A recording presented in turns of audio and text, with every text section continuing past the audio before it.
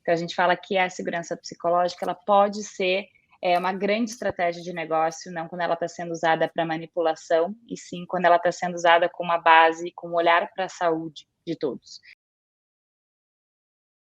E eu já vou puxar um assunto que eu sei que chama muito curiosidade de todo mundo, que se chama segurança psicológica. Explica pra gente o que é e no mundo prático, quem tu viu aplicar isto e se isso deu Uhum. resultado?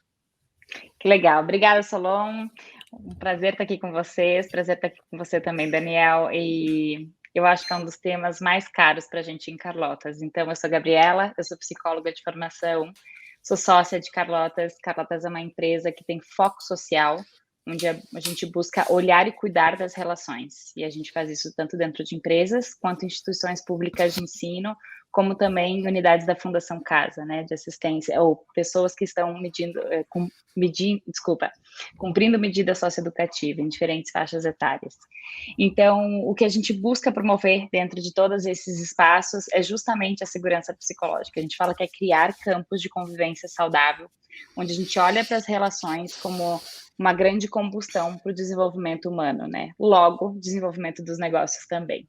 Então, a gente fala que a segurança psicológica, ela pode ser uma grande estratégia de negócio, não quando ela está sendo usada para manipulação, e sim quando ela está sendo usada com uma base, com um olhar para a saúde de todos. Então, como psicóloga, eu acho que isso está muito dentro da nossa formação, não só na formação clínica, mas com esse olhar de conduzir, e eu falo que sempre educar, né? Então, quando a gente é líder, ou quando a gente é gestor, quando a gente é educador enquanto pai ou professor, a gente trabalha muito com escolas, quem está nessa posição está, de alguma forma, educando, né? E assim, desejando o melhor para todas as pessoas que passam seja pela sua aula, pela sua rotina de trabalho. Então, a segurança psicológica perpassa essa construção de confiança. Então, um lugar onde tem alta segurança psicológica, onde as pessoas podem, de alguma forma, falar, elaborar e dialogar, mesmo em situações de conflito.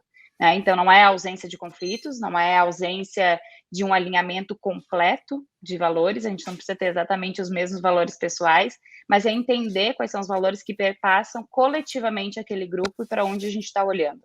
Então, é constantemente criar espaços de diálogo seguro, onde a gente não perca de vista o que é importante para aquela empresa. Então, não é só falar de relações, a gente sim vai falar de resultados, a gente vai falar de rotina, a gente vai ter agendas importantes para avançar, mas a maneira como a gente estabelece esse diálogo, né? É uma agenda que vem de cima para baixo, é uma agenda que está disposta e tem abertura suficiente para as pessoas colocarem o seu ponto de vista e falar o que é importante para elas, onde elas consigam validar as próprias necessidades, e depois a gente pode falar só sobre necessidades psicológicas. Temos todas as mesmas necessidades, apesar de hierarquias, às vezes, um pouquinho diferente de uma pessoa para outra, e o valor que cada um dá para suas necessidades também pode mudar de uma cultura para outra. No entanto, quando a gente fala de necessidade psicológica, a gente está falando de um lugar muito parecido, né? Todo mundo quer ser validado, todo mundo quer ser respeitado na sua individualidade.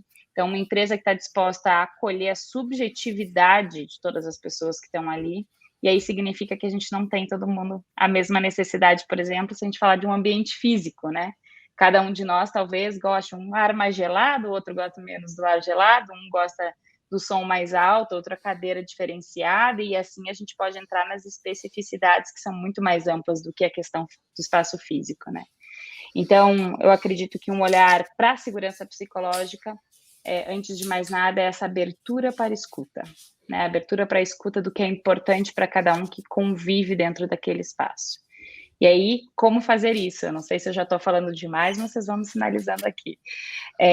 Primeira coisa é entender quem são as pessoas que estão nesse lugar de liderança e se elas têm esse alinhamento de que escutar as pessoas da instituição como um todo, isso é importante ou não.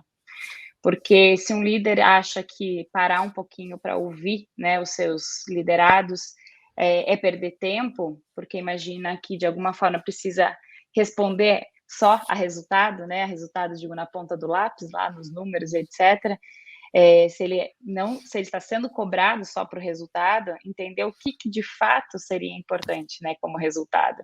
Então, resultado é ter pessoas felizes, resultado é ter pessoas produtivas, resultado é ter pessoas engajadas e motivadas.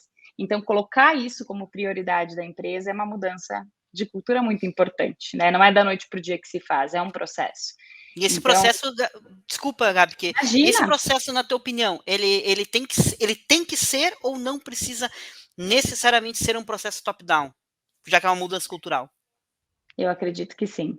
Acho muito difícil ser diferente, a não ser que seja um movimento em massa, né? E nem sempre os movimentos em massa acontecem da maneira mais sutil, né? A gente já viu, a gente tem exemplos onde eventualmente os funcionários estão se sentindo lesados por alguma questão muito séria, né? Por falta de garantia de direito, por exemplo, e a gente vê aí um grande movimento de corte ou de sabotagem de uma liderança.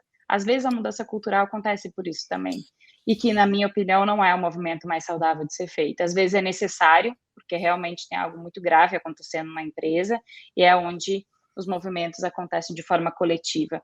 Mas, em geral, se a gente tem uma liderança sensibilizada, onde, de alguma forma, a dor dos demais, eu falo dor, né? Mas, enfim, a necessidade dos demais toca e sensibiliza a gestão, é um movimento muito mais fluido, é um movimento muito mais naturalizado, né? Onde a gente consegue mudar processo, por exemplo, para colocar as pessoas no centro desses processos.